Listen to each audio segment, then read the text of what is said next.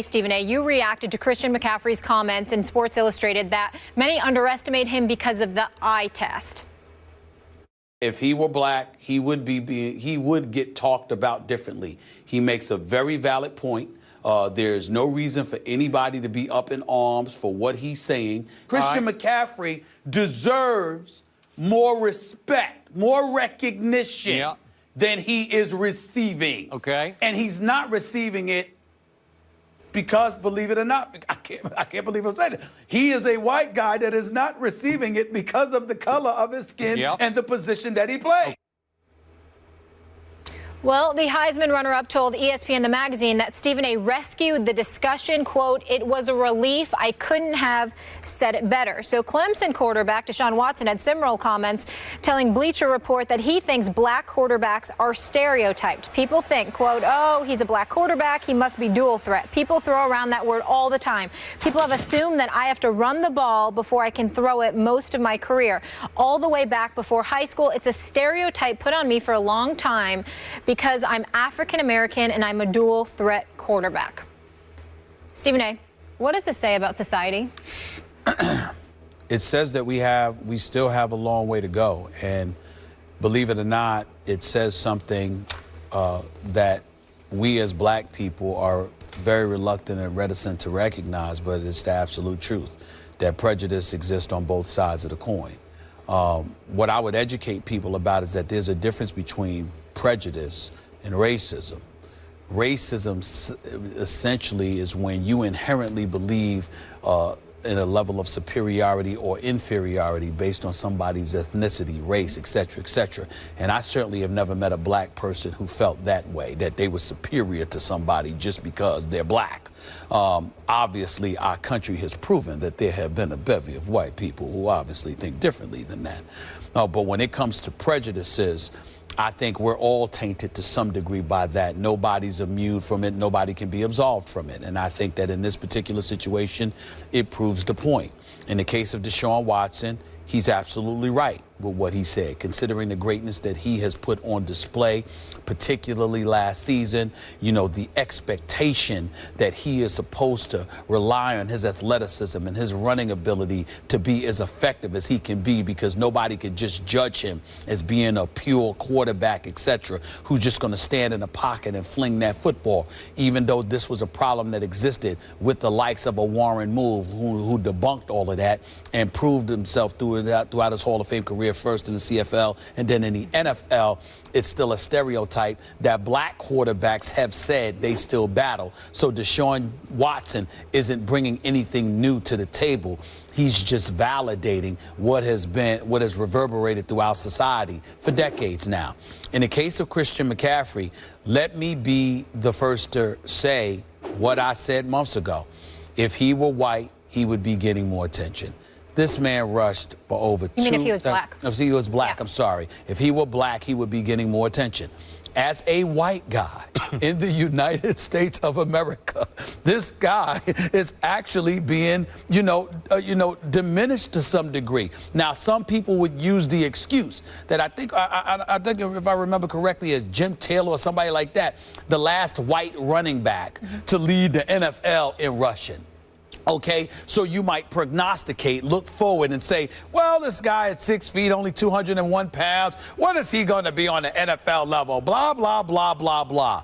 Well, let's pump the brakes. He's not on the NFL level yet. He's in college, and he is not some average player. For collegiate purposes, Christian McCaffrey is a superstar on the collegiate level. He is a superstar at a superstar caliber institution from an academic perspective, that is Stanford. And I think to some degree, he's being victimized because of that. He's being victimized because he's at Stanford. He's being victimized because he is white, playing the running back position. And I don't think it's fair. You rushed for 2,019 yards. You averaged 6 yards a carry. In the Pac-12, you deserve hype. Now, he was a Heisman candidate, no doubt about it, but still in all, we weren't talking about him nearly as much as a nation, as a nation of sports nation, no pun intended. We were not talking about this kid nearly as much as we should. And the part that I think makes it even more egregious, that even though his father was a wide receiver, his father had NFL pedigree. His father proved that he belonged on the next level, playing with John Elway's and those boys. His father represented the NFL. So by virtue of that alone, to look at his son perform the way that this young man performed, we should be giving him more recognition. And I will say this to Christian McCaffrey.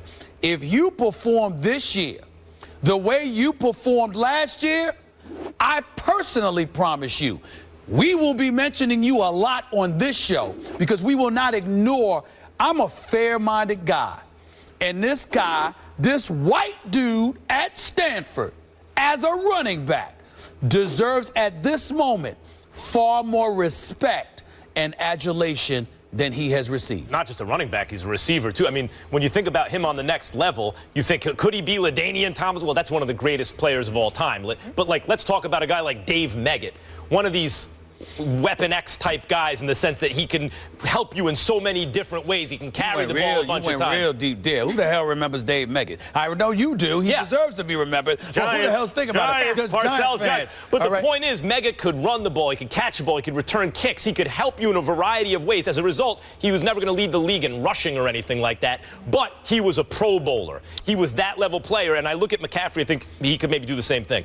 Marcellus Wiley used to talk about this on Sports Nation and on our radio show about how in the running backs line, you know, and in the cornerbacks line, you see a white guy and the coaches would start giving him, you know, giving him the business.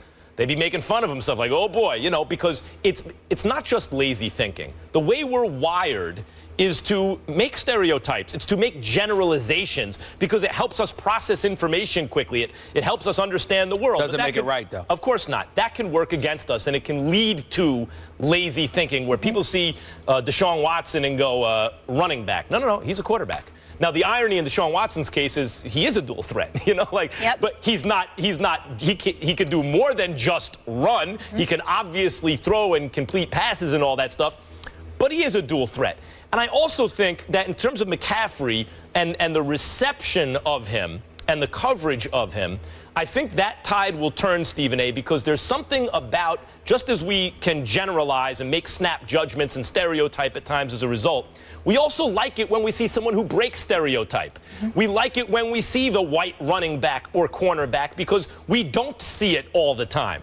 And until recently, where now it's become commonplace, a black quarterback was something we discussed a lot because there weren't a lot of black quarterbacks. Not that there couldn't have been, but the reality was they weren't given the opportunity, etc. So when you saw one, you wanted to celebrate it. Look at that. Something that breaks a pernicious stereotype. That's a good thing.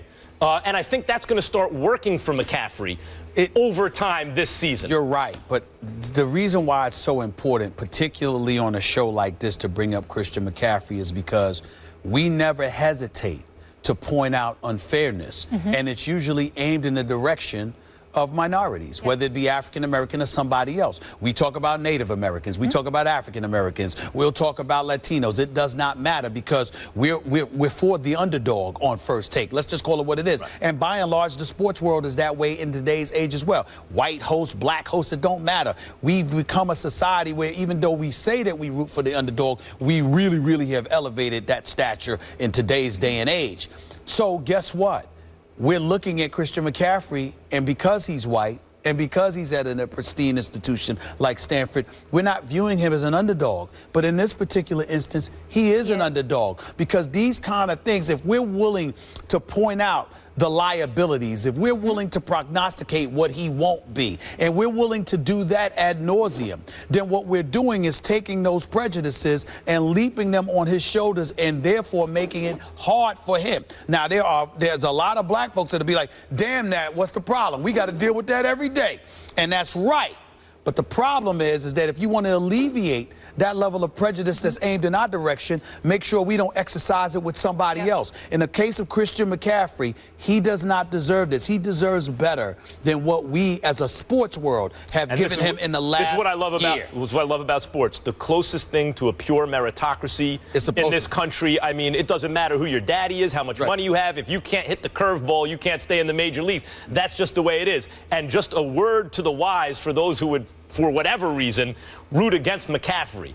To me, so far, based on what I've seen, that's a losing proposition. Yep. That boy good. Listen. Ultimate compliment to the white guy known as Christian McCaffrey. You're a bad brother.